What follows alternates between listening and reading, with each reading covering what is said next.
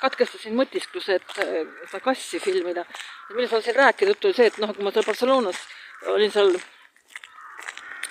selles rikaste rajoonis, siis mul oli riideid puudu, sellepärast, et pagasit ei olnud ja siis pidin ostma nagu mingi alussärgi moodi asja või midagi, mida riiete alla panna.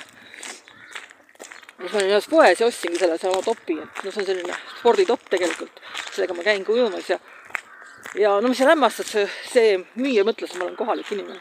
Ta küsis mul seda kohalikku ID-kaardi numbrit, mis mul tegelikult... Ja ta küsis niimoodi, et mul oli see vana, mida ma polnud 9 aastat vist midagi öelnud või midagi sellist. Jah, viimati 9 aastat tagasi ütlesin seda numbrit. See on selline komme, et kui sul mingi pakk tuuakse või midagi, siis sa pead selle nagu numbri ütlema, kõigil on see peas.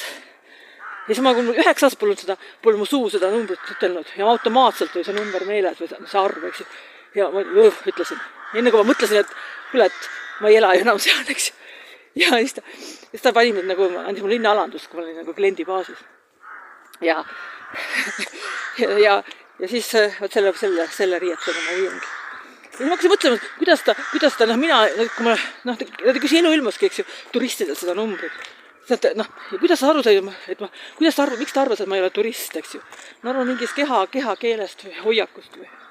Selles nad loevad välja. Ja see on mul, ma arvan siiamaani, see Katalooni oma. Mis on muidugi, kui ma Kataloonis käin, siis ma tunnen ennast ka väga kodusalt. Nagu oleksin täpselt sama tunne, mis Eestis. Või isegi parem võib-olla, ma ei tea. Väga raske võrrelda. Aga neetult jah, et see on see väline mõju, eks ju, väline. Et ta muudab see kuidagi ära natukene ja siis sa oskad nagu olla. Aga olgu ma tunnen ennast kuidagi väga lõdisevalt.